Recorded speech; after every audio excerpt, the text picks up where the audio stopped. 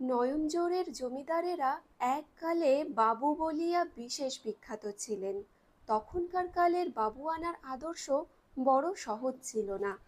এখন যেমন রাজা রায়বাহাদুর খেতাব অর্জন করিতে অনেকখানা নাচ ঘোড়দৌড় এবং সেলাম সুপারিশের শ্রাদ্ধ করিতে হয়, তখনও সাধারণের নিকট হইতে বাবু উপাধি লাভ করিতে বিস্তর দুঃসাধ্য তপস্বরণ করিতে হইত।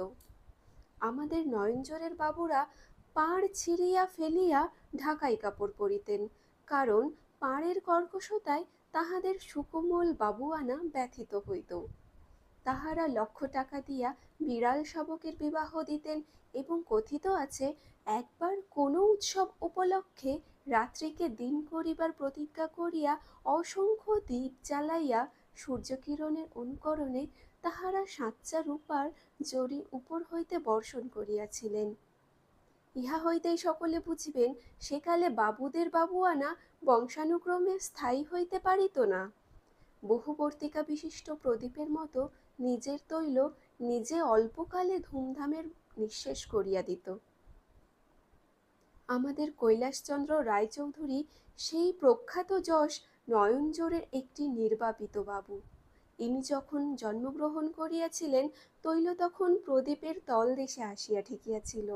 ইহার পিতার মৃত্যু হইলে পর নয়নজোড়ের বাবুয়ানা গোটা কতক অসাধারণ শ্রাদ্ধ শান্তিতে অন্তিম দীপ্তি প্রকাশ করিয়া হঠাৎ নিবিয়া গেল। সমস্ত বিষয় আশয় ঋণের দায়ে বিক্রয় হইলে যে অল্প অবশিষ্ট রইল, তাহাতে পূর্বপুরুষের খ্যাতি রক্ষা করা অসম্ভব। সেই জন্য নয়নজোড় ত্যাগ করিয়া পুত্রকে সঙ্গে লইয়া কৈলাসবাবু কলিকাতায় আসিয়া বাস করিলেন। পুত্রটিও একটি মাত্র কন্যা রাখিয়া এই হতগৌরব সংসার পরিত্যাগ করিয়া পরলোক গমন করিলেন। আমরা তাহার কলিকাতার প্রতিবেশী। আমাদের ইতিহাসটা তাহাদের হইতে সম্পূর্ণ বিপরীত। আমার পিতা নিজের চেষ্টায় ধন উপার্জন করিয়াছিলেন। তিনি কখনো হাঁটুর নিম্নে কাপড় পরিতেন না, কড়া ক্রান্তির হিসাব রাখিতেন এবং বাবু উপাধি লাভের জন্য তাহার লালসা ছিল না। সেজন্য আমি তাহার একমাত্র পুত্র, তাহার নিকট কৃতজ্ঞ আছি। আমি যে লেখাপড়া শিখিয়াছি এবং নিজের প্রাণ ও মান রক্ষার উপযোগী যথেষ্ট অর্থ বিনা চেষ্টায় প্রাপ্ত হইয়াছি, ইহাই আমি পরম গৌরবের বিষয় বলিয়া জ্ঞান করি। শূন্য ভাণ্ডারে পৈতৃক বাবুয়ানার উজ্জ্বল ইতিহাসের অপেক্ষা লোহার সিন্দুকের মধ্যে পৈতৃক কোম্পানি কাগজ আমার নিকট অনেক বেশি মূল্যবান বলিয়া মনে হয়। বোধ করি সেই কারণেই কৈলাসবাবু তাহাদের পূর্বগৌরবের ফেল করা ব্যাংকের উপর যখন দেদার লম্বা চওড়া চেক চালাইতেন, তখন তাহা আমার এত অসহ্য ঠেকিত, আমার মনে হইত আমার পিতা স্বহস্তে অর্থ উপার্জন করিয়াছেন বলিয়া কৈলাসবাবু বুঝি মনে মনে আমাদের প্রতি অবজ্ঞা অনুভব করিতেছেন। আমি রাগ করিতাম এবং ভাবিতাম অবজ্ঞার যোগ্য কে? যে লোক সমস্ত জীবন কঠোর ত্যাগ স্বীকার করিয়া নানা প্রলোভন অতিক্রম করিয়া লোকমুখের তুচ্ছ খ্যাতি অবহেলা করিয়া অশ্রান্ত এবং সতর্ক বুদ্ধি কৌশলে সমস্ত প্রতিকূল বাধা প্রতিহত করিয়া সমস্ত অনুকূল অবসরগুলিকে আপনার আয়ত্তগত করিয়া একটি একটি রৌপ্যের স্তরে সম্পদের একটি সমুচ্চ পিরামিড একাকী স্বহস্তে নির্মাণ করিয়া গিয়াছেন, তিনি হাঁটুর নিচে কাপড় পরিতেন না বলিয়া যে কম লোক ছিলেন তাহা নয়। তখন বয়স অল্প ছিল, সেই জন্য এইরূপ তর্ক করিতাম, রাগ করিতাম। এখন বয়স বেশি হইয়াছে, এখন মনে করি ক্ষতি কি? আমার তো বিপুল বিষয় আছে, আমার কিসের অভাব? যাহার কিছু নাই সে যদি অহংকার করিয়া সুখী হয়, তাহাতে আমার তো সিকি পয়সার লোকসান নাই, বরং সে বেচারার সান্ত্বনা আছে।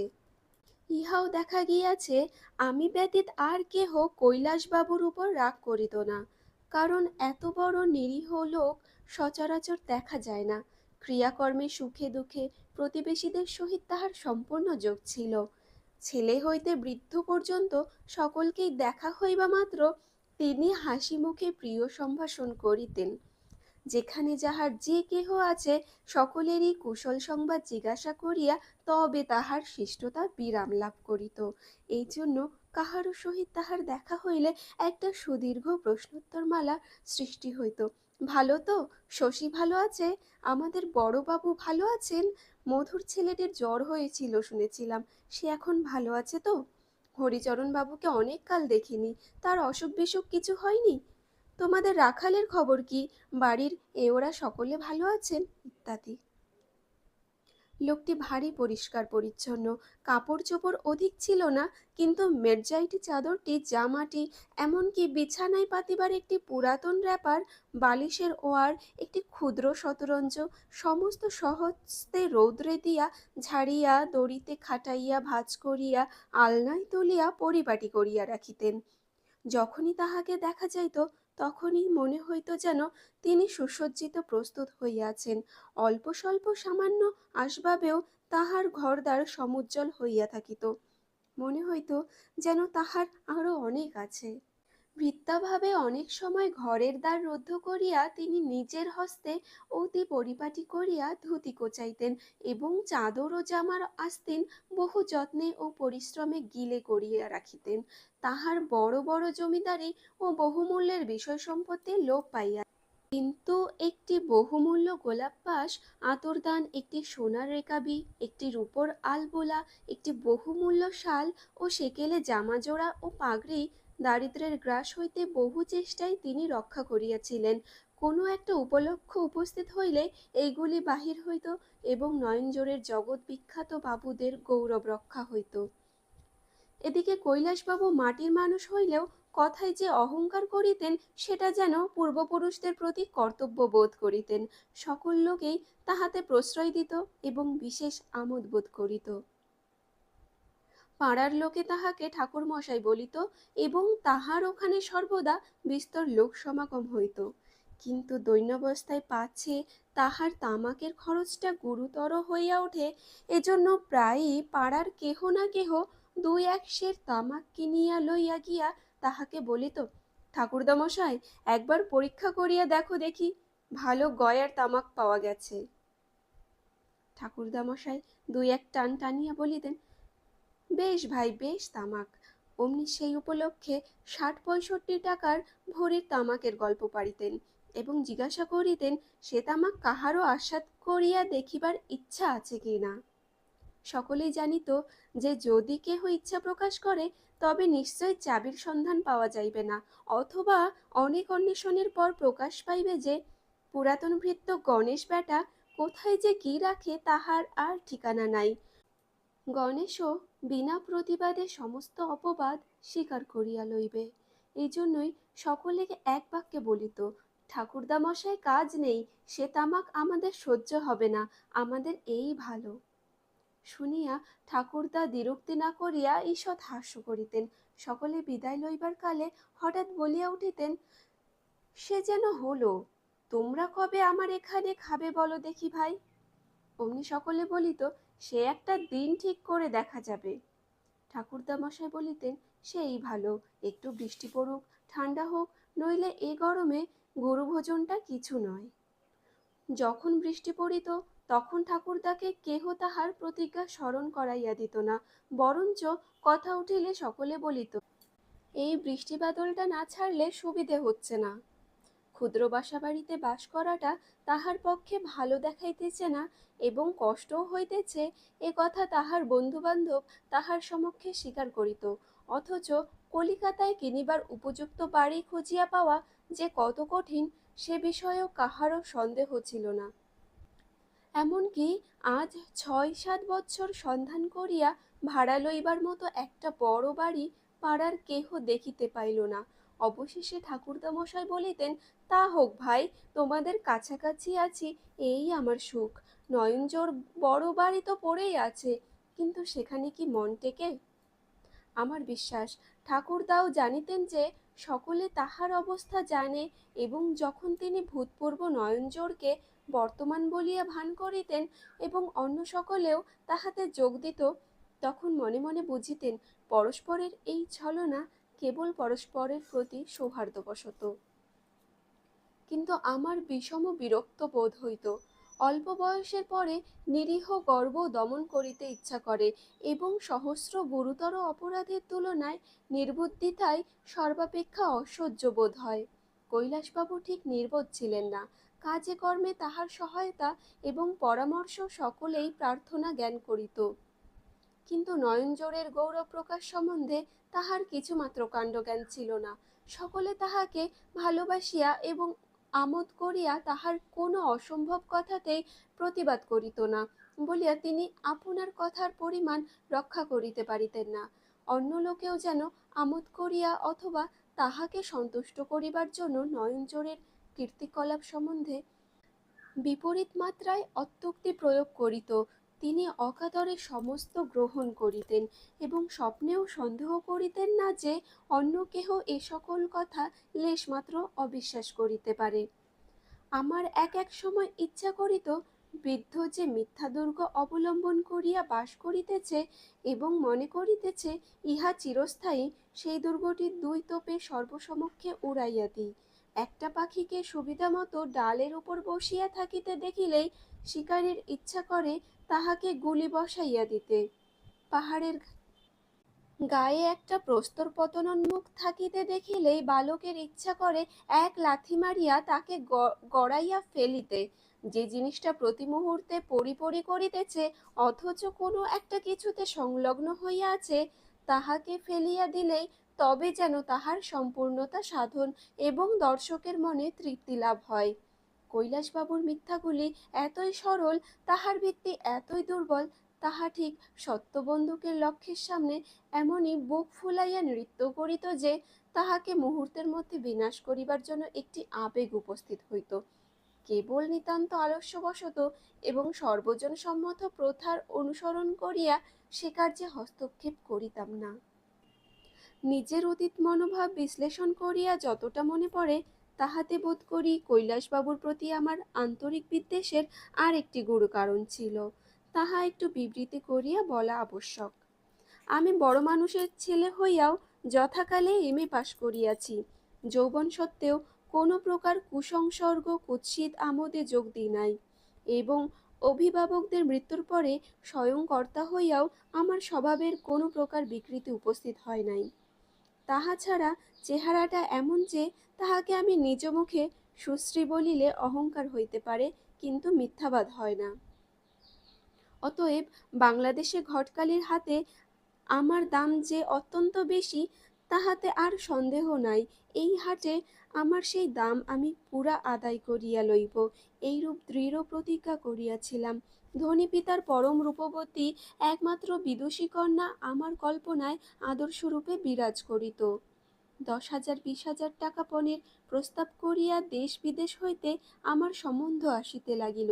আমি অবিচলিত চিত্তে নিক্তি ধরিয়া তাহাদের যোগ্যতা অর্জন করিয়া লইতেছিলাম। কোনোটাই আমার সমযোগ্য বোধ হয় নাই। অবশেষে ভবভূতির ন্যায় আমার ধারণা হইয়াছিল যে কি জানি জন্মিতে পারে মম সমতুল, অসীম সময় আছে বসুধা বিপুল। কিন্তু বর্তমানকালে এবং ক্ষুদ্র বঙ্গদেশে সেই অসম্ভব দুর্লভ পদার্থ জন্মিয়াছে কিনা সন্দেহ। কন্যাদায়গ্রস্তগণ প্রতিনিয়ত নানা ছন্দে স্তবস্তুতি এবং বিবিধ প্রচারে আমার পূজা করিতে লাগিল। কন্যা পছন্দ হোক বা না হোক, এই পূজা আমার মন্দ লাগিত না। ভালো ছেলে বলিয়া কন্যার পিতৃগণের এই পূজা আমার উচিত প্রাপ্য স্থির করিয়াছিলাম। শাস্ত্রে পড়া যায়, দেবতা বর দিন আর না দিন, যথাবিধি পূজা না পাইলে বিষম ক্রুদ্ধ হইয়া ওঠেন। নিয়মিত পূজা পাইয়া আমারও মনে সেইরূপ অত্যুচ্চ দেবভাব জন্মিয়াছিল। পূর্বেই বলিয়াছিলাম, ঠাকুরদামশায়ের একটি পৌত্রী ছিল। তাহাকে অনেকবার দেখিয়াছি, কিন্তু কখনো রূপবতী বলিয়া ভ্রম হয় নাই। সুতরাং তাহাকে বিবাহ করিবার কল্পনাও আমার মনে উদিত হয় নাই। কিন্তু ইহা ঠিক করিয়া রাখিয়াছিলাম যে কৈলাসবাবু লোক মারফত অথবা স্বয়ং পৌত্রীটিকে অর্ঘ্য দিবার মানসে আমার পূজার বোধন করিতে আসিবেন, কারণ আমি ভালো ছেলে। কিন্তু তিনি তাহা করিলেন না। শুনিতে পাইলাম, আমার কোনো বন্ধুকে তিনি বলিয়াছিলেন, নয়নজোড়ের বাবুরা কখনো কোনো বিষয়ে অগ্রসর হইয়া কাহারও নিকটে প্রার্থনা করে নাই। কন্যা যদি চিরকুমারী হইয়া থাকে, তথাপি সে কুল প্রথা তিনি ভঙ্গ করিতে পারিবেন না। শুনিয়া আমার বড়ই রাগ হইল। সে রাগ অনেক দিন পর্যন্ত আমার মনের মধ্যে ছিল। কেবল ভালো ছেলে বলিয়াই চুপচাপ করিয়াছিলাম। যেমন বজ্রের সঙ্গে বিদ্যুৎ থাকে, তেমনি আমার চরিত্রে রাগের সঙ্গে সঙ্গে একটা কৌতুকপ্রিয়তা জড়িত ছিল। বৃদ্ধকে শুধুমাত্র নিপীড়ন করা আমার দ্বারা সম্ভব হইতো না, কিন্তু একদিন হঠাৎ এমন একটা কৌতুকাবহ প্ল্যান মাথায় উদয় হইল যে সেটা কাজে খাটাইবার প্রলোভন সম্বরণ করিতে পারিলাম না। পূর্বেই বলিয়াছি, বৃদ্ধকে সন্তুষ্ট করিবার জন্য নানা লোকে নানা মিথ্যা কথার সৃজন করিত। পাড়ার একজন পেনশনভোগী ডেপুটি ম্যাজিস্ট্রেট প্রায় বলিতেন, ঠাকুরদা, ছোট লাটের সঙ্গে যখনই দেখা হয় তিনি নয়নজোড়ের বাবুদের খবর না নিয়ে ছাড়েন না। সাহেব বলেন, বাংলাদেশে বর্ধমানের রাজা ও নয়নজোড়ের বাবু, এই দুটি মাত্র যথার্থ বনেদি বংশ আছে। ঠাকুরদা ভারী খুশি হইতেন এবং ভূতপূর্ব ডেপুটি বাবুর সহিত সাক্ষাৎ হইলে অন্যান্য কুশল সংবাদের সহিত জিজ্ঞাসা করিতেন, ছোটলাট সাহেব ভালো আছেন? তার মেম সাহেব ভালো আছেন? তার পুত্রকন্যারা সকলে ভালো আছেন? সাহেবের সহিত শীঘ্র একদিন সাক্ষাৎ করিতে যাইবেন এমন ইচ্ছাও প্রকাশ করিতেন, কিন্তু ভূতপূর্ব ডেপুটি নিশ্চয় জানিতেন নয়নজোড়ের বিখ্যাত চৌঘুড়ি প্রস্তুত হইয়া দ্বারে আসিতে আসিতে বিস্তর ছোট লাট এবং বড় লাট বদল হইয়া যাইবেন। আমি একদিন প্রাতকালে গিয়া কৈলাসবাবুকে আড়ালে ডাকিয়া লইয়া চুপি চুপি বলিলাম, ঠাকুরদা, কাল লেফটেন্যান্ট গভর্নরের লেভিতে গিয়েছিলুম। তিনি নয়নজোড়ের বাবুদের কথা বাড়াতে আমি বললুম, নয়নজোড়ের কৈলাসবাবু কলকাতাতেই আছেন। শুনে ছোটলাট এতদিন দেখা করিতে আসেননি বলে ভারী দুঃখিত হলেন। বলে দিলেন, আজই দুপুরবেলা তিনি গোপনে তোমার সঙ্গে সাক্ষাৎ করতে আসবেন। আর কেহ হইলে কথাটার অসম্ভবতা বুঝিতে পারিত, এবং কাহারও সম্বন্ধে হইলে কৈলাসবাবু এ কথায় হাস্য করিতেন, কিন্তু নিজের সম্বন্ধীয় বলিয়া এবং সংবাদ তাহার লেশমাত্র অবিশ্বাস্য বোধ হইল না। শুনিয়া যেমন খুশি হইলেন, তেমনি অস্থির হইয়া উঠিলেন। কোথায় বসাইতে হইবে, কি করিতে হইবে, কেমন করিয়া অভ্যর্থনা করিবেন, কি উপায়ে নয়নজোড়ের গৌরব রক্ষা করিতে হইবে, কিছুই ভাবিয়া পাইলেন না। তাহা ছাড়া তিনি ইংরাজি জানেন না, কথা চালাইবেন কি করিয়া সেও এক সমস্যা। আমি বলিলাম, সেজন্য ভাবনা নাই, তাহার সঙ্গে একজন করিয়া দোভাষী থাকে, কিন্তু ছোটলাট সাহেবের বিশেষ ইচ্ছা আর কেহ উপস্থিত না থাকে। মধ্যাহ্নে পাড়ার অধিকাংশ লোক যখন আপিসে গিয়াছে এবং অবশিষ্ট অংশ দ্বার রুদ্ধ করিয়া নিদ্রামগ্ন, তখন কৈলাসবাবুর বাসার সম্মুখে এক জুড়ি আসিয়া দাঁড়াইল। তকমা পরা চাপরাশি তাহাকে খবর দিল, ছোটলাট সাহেব আয়াম। ঠাকুরদা প্রাচীনকাল প্রচলিত শুভ্র জামা জোড়া এবং পাগড়ি পরিয়া প্রস্তুত হইয়াছিলেন। তাহার পুরাতন ভৃত্য গণেশটিকেও তাহার নিজের ধুতি চাদর জামা পরাইয়া ঠিকঠাক করিয়া রাখিয়াছিলেন। ছোটলাটের আগমন সংবাদ শুনিয়া হাঁপাইতে হাঁপাইতে কাঁপিতে কাঁপিতে ছুটিয়া দ্বারে গিয়া উপস্থিত হইলেন এবং সন্নত দেহে বারংবার সেলাম করিতে করিতে ইংরেজ বেশধারী আমার এক প্রিয় বয়স্যকে ঘরে লইয়া গেলেন। সেখানে চৌকির উপর তাহারই একমাত্র বহুমূল্য শালটি পাতিয়া রাখিয়াছিলেন। তাহার উপর কৃত্রিম ছোটলাটকে বসাইয়া উর্দু ভাষায় এক অবিনীত সুদীর্ঘ বক্তৃতা পাঠ করিলেন এবং নজরে স্বরূপে স্বর্ণরেখাবিতে তাহাদের বহু কষ্টরক্ষিত কুলক্রমাগত এক আশরফির মালা ধরিলেন। প্রাচীন বৃদ্ধ গণেশ গোলাপ পাশ এবং আতরদান লইয়া উপস্থিত ছিলেন। কৈলাসবাবু বারংবার আক্ষেপ করিতে লাগিলেন, তাহাদের নয়নজোড়ের বাড়িতে হুজুর বাহাদুরের পদধূলি পড়িলে তাহাদের যথাসাধ্য যথোচিত আতিথ্যের আয়োজন করিতে পারিতেন।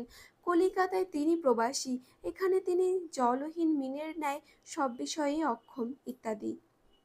আমার বন্ধু দীর্ঘ হ্যাট সমেত অত্যন্ত গম্ভীরভাবে মাথা নাড়িতে লাগিলেন। ইংরেজি কায়দা অনুসারে এরূপ স্থলে মাথায় টুপি না থাকিবার কথা, কিন্তু আমার বন্ধু ধরা পড়িবার ভয়ে যথাসম্ভব আচ্ছন্ন থাকিবার চেষ্টায় টুপি খোলেন নাই। কৈলাসবাবু এবং তাহার গর্বান্ধ প্রাচীন ভৃত্যটি ছাড়া আর সকলেই মুহূর্তের মধ্যে বাঙালের এই ছদ্মবেশ ধরিতে পারিত।